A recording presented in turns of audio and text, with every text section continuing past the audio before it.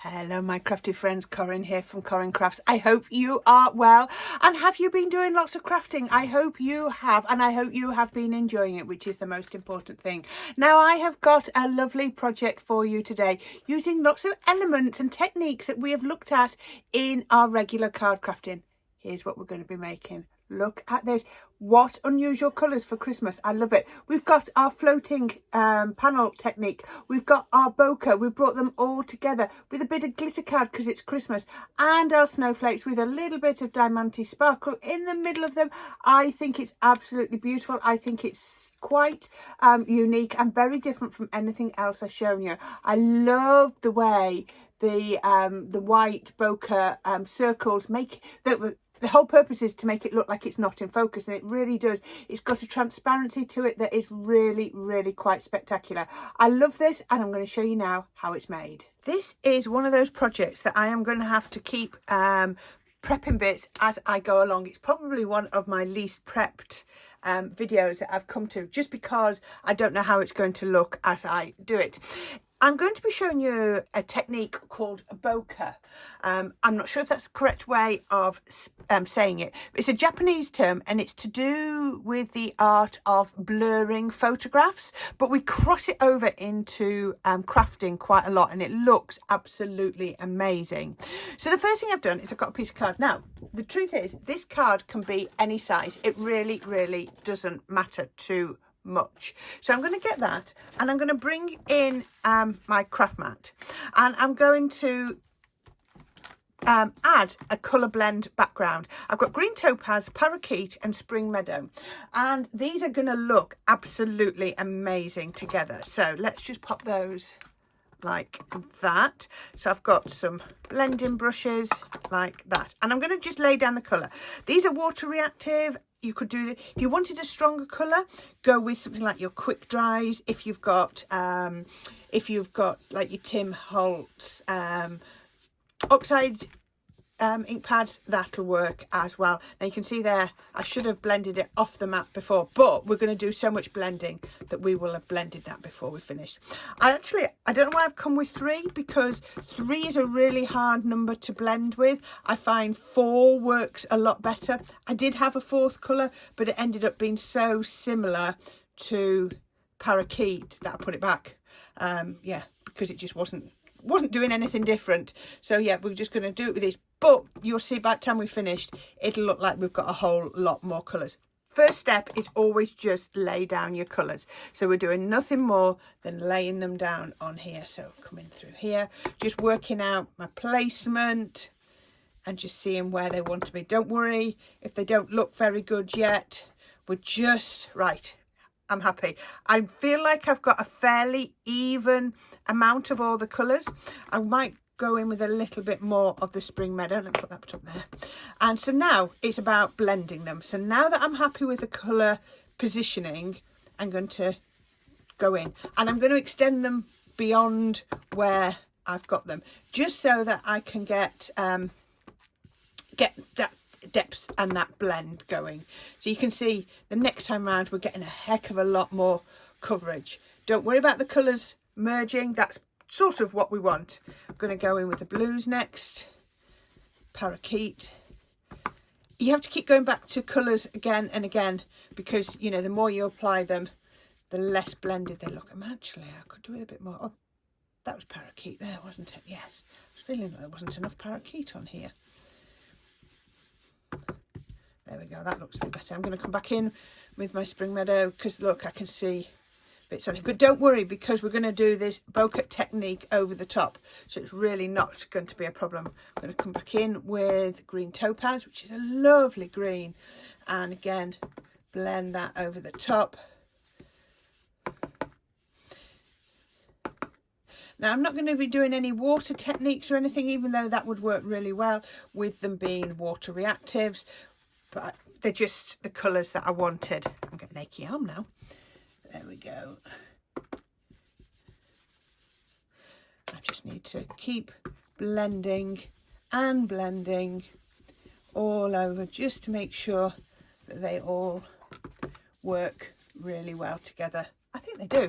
Don't worry if it just doesn't to begin with, I actually got to this point, oh, I'm not really pleased with this when I was doing my practice one. But when I'd finished, it looked so good. There we go. I'm going to leave it at that. I mean, my green here is a little bit, but it will, I promise you, by the time we finish with the bokeh technique, it'll look brilliant. Okay, so once I've got that, this is where I'm all about making your crafty stash work. I've got a piece of craft card and I've just cut it with random different size of my nesting circles. This could be any shape, but bokeh tends to work with circles for that focus. And you can see I've already got on here. And all I'm going to do is I'm going to, with a white ink pad. So I find pigment ink pad is the best white one you've got. We're not going to do heat embossing or anything, but it'll work really well. All I'm going to do is put circles all over. I'll show you a few and then I'll probably stop talking so I can speed it up. I've just got a dauber. And then I'm just going to put, I can do two like this together. And I'm just going to ink through those circles. I want it to come off the card and I want them to be as random as possible. Can you see? Doesn't that look amazing? So let's come here. So it's coming slightly off the card. Ooh. I think I've just pulled that out. So I'm just going to get my dauber here. There we go, back to my trusty daubers.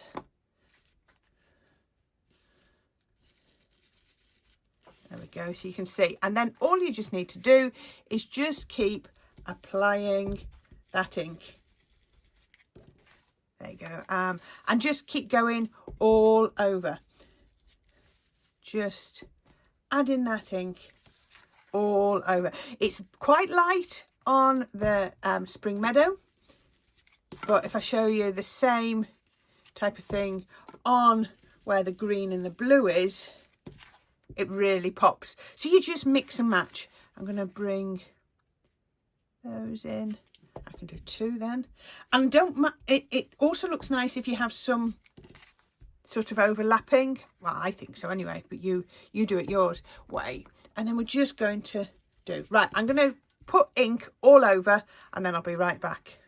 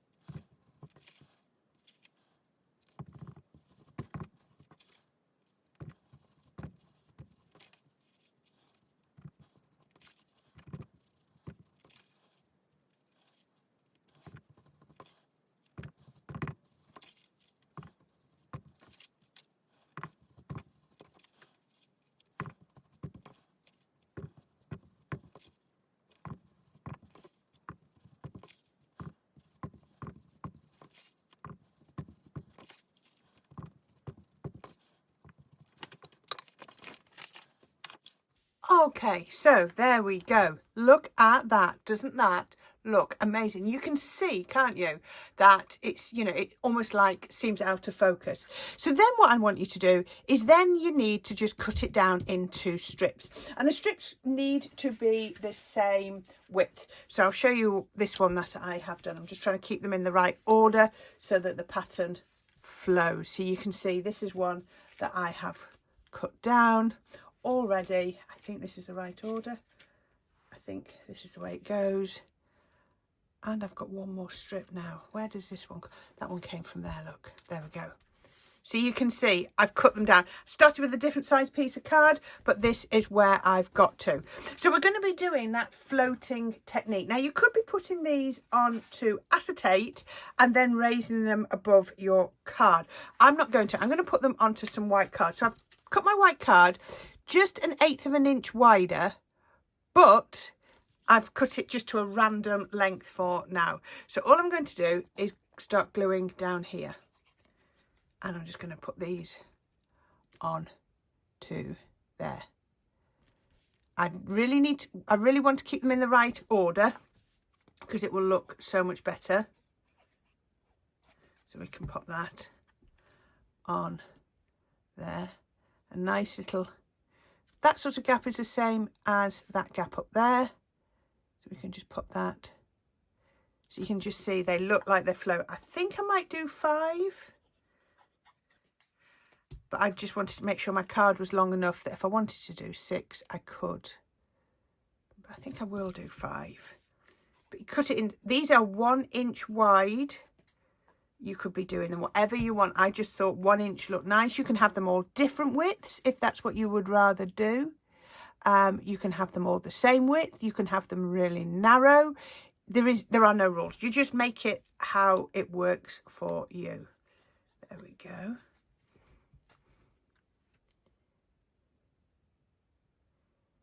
So that's 5. Oh, look at that. I've got a bit of glue leaking there. I don't want that, because if that's my bottom one, there we go, that'll show. Right, so that's 5. If I put 6 on, I think it's too long. Right, I'm going to do 5. So what I'm going to do is I'm just going to trim that down. I could probably do it here with this trimmer. So all I'm going to do is take this, pop it in my trimmer, making sure it's the same gap as at the top. That is fractionally. Oh, I hate it when you just get it just out. It's quite hard to cut a very small piece off. There we go. Look at that. So that now has the same border, top and bottom. And I'm going to pop that onto some glitter card. Oh my goodness me, doesn't that look amazing? I've just really picked up that colour on there. So let's also trim that down. You can see I just kept everything a bit longer until I knew what size I wanted. So I'm going to pop that like that and trim it. There we go. Absolutely. Oh, I do like that. Doesn't that look lovely? Okay, so I can glue this onto here. Now, glitter card, coated card, don't be using things like your solvent based glues, because it'll strip it. So I'm just using my tacky glue, your tonic glue, your sticks 2 glue, whichever one you want. Now, doesn't that look lovely? Now, remember when I was saying before how, you know, it didn't necessarily look that well blended. As soon as you put those white marks on, that, like I say, is a photography technique to sort of give that blurred effect, but we bring it into craft. I think it looks beautiful. Okay, so I've got my card base. It was a 6-inch pre-bought card base, and I've just cut, oops, so you can see, I've just cut a panel off the edge so that it fits perfectly, and that's going to go on. I'm not doing any height or anything. I could have done foam. Like I say, I could have done foam pads behind the strips to give them that more of that floating look. It's a sort of floating card, but yeah, but I just think it looks lovely, and it feels really firm and robust. It's got good feel about it. Now, does this look like a Christmas card to you yet? No, well, I don't think it does, but that's where we're going to change it. So I'm going to bring in my snowflakes. I love the white on there. And we're just going to put those. I'm not going to trim them, but I just want them to come off that panel. I've got some of my smaller ones. Which ones have I got? Well, I've got some of these and some of these. I've not used all of them. I'm actually using some of the ones left over from previous projects. So let's put that one. I'm just laying them down for a minute, and then I might just use just that one. Right, now I want you to see that this is why I prep my projects, because I found this stamp, part of a Tony Darrett set, I think, Stamps by Me, and I thought, oh, that would look lovely, and I put it on and it was just too big. So this is why I prep. So I've then found another one. So this is from my Crafter's Companion one, and I've got this one, and straight away I think it's much better. Now I've got to be careful. I don't want to put it, because it's the same sort, I don't want to put it in the middle of a panel. I want to put it across a join, because I think it'll look so much better for that. So that is going to be roughly my layout. So let's go ahead and get those stuck down. I'm going to bring my craft mat back in, because it's going to make life a lot easier. Let's put that on there. Let's grab my squeezy tweezers, because those are the ones I like the best. And I'm also going to grab my precision glue press. Let's do that. And then we can glue onto here. I'm brought my mat in because I'm still going to tap off the excess glue that I want. Even with my precision glue press, I might have more glue than I need. So we're going to do it like that. Pop this one on. Just like a nice bit in the middle. And that one, let's move that out of the way for a minute. That went down there. Let's put it at an angle. Just like that. Coming off the edge of the panel, but not off the edge of the card. And then you can press it down with your cloth just to get it to stick. Let's do this one. I didn't actually tap off any glue on that, did I? Do on these smaller ones. Tap off the excess glue and then pop it on like that. Let's do the other large one. Remembering with these glues, they get tackier as they start to dry. So don't go putting loads and loads of glue on. The more glue it is, the longer it'll take to start to dry. Therefore, the longer it takes until it reaches that point of tackiness, which is what you're trying to achieve. So this is why you'll see with these glues, we do try to do less is more, because we will get them to stick much, much better. Let's do this one again, off the edge of the panel, but not off the edge of the card. Now remember, we're sticking it to inks and pigment inks and water reactive inks, so it doesn't hurt to give it a really good burnish down. There we go. And like I say, until that glue is tacky, it's not going to stick very well. Oops. And again, if you wanted to be adding glitters, that would look lovely too. But I do like this. I think this is so pretty. Let's see how much glue I can pick up from there. Oh, it's not bad actually. I just need a little bit on the tips of those. And then put that onto there. Let's just press everything down. Amazing how it sticks down when you press it with a cloth, where it wouldn't stick down with your fingers. I guess that's the difference between a cloth and your hands, isn't it? Your hand probably pulls it back again, whereas your cloth doesn't. Glue on the back, and then I can put that onto here. Just hold that for a second. And then I know these are nice and full because I filled them last night. Just do this with a foam pad. I'm just going to put a little bit of 3D glue gel on. Little bit, she says. Grab my tweezers and I'm going to pop that. Again, like I said, I wanted it over a line rather than in the middle. So the only thing I think it needs to do is a couple of sparkles, because you know me, I love my sparkles. Let's go with the tweezers that are better. So I've just got to work out, I think these are the best colour. So I'm going to get a large one. Come on, tweeze off. Oh yeah, look at that colour. That's the biggest one I've got, so I'm going to put that there. Look at that, couple of rogue ones from somewhere. Don't know where those have come from. In the centres of those. Oh, this is so nice, isn't it? This is one of those, that colour. So I'm just going to pop a couple of those. You see, I don't plan this level of detail.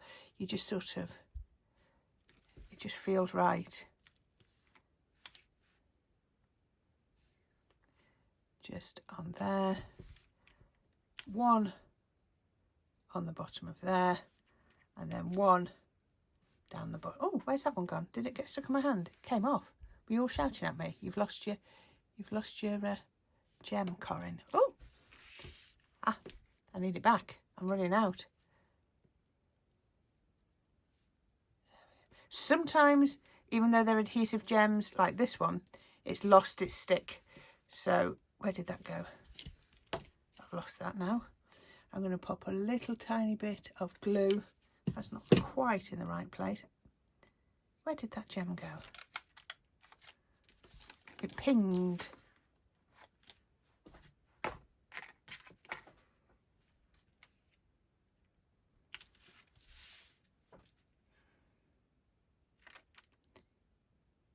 Don't worry, that glue will dry clear. There we go.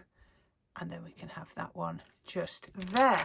How about like that? And that is, there it is, look, I found it. It's on here. Don't want that there. Let's put it back on the plate, on there. There we go. And that is, we've got our floating technique, we've got our bokeh technique, and then we've got our gorgeous snowflakes as well. So these are all techniques that I have used in my projects for my everyday cards, but we can still use them in our Christmas projects too. Now, I never thought that was going to look like a Christmas card when you start that bokeh and when you just do those floating elements, but as soon as you bring those snowflakes in, doesn't that look lovely? I'm really pleased with that. That was just something I thought of, all those techniques, and I thought, how about trying to bring them together? I think it really works. How about that? There you go. I'd love to know if you have a go at something like this and how successful it is. So please, please let me know. There are links down at the bottom, as always, including links to my Buy Me a Coffee page. Thank you for all your support there.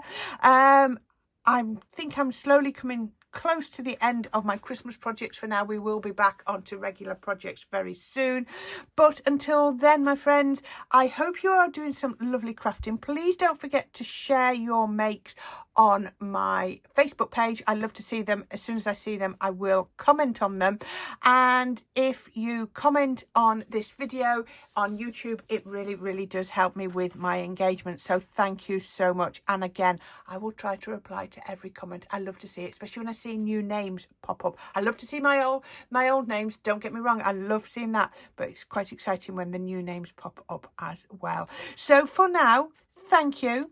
There will be a link hopefully to subscribe up there, and I will see you all again very soon with the next project. Until then, bye for now.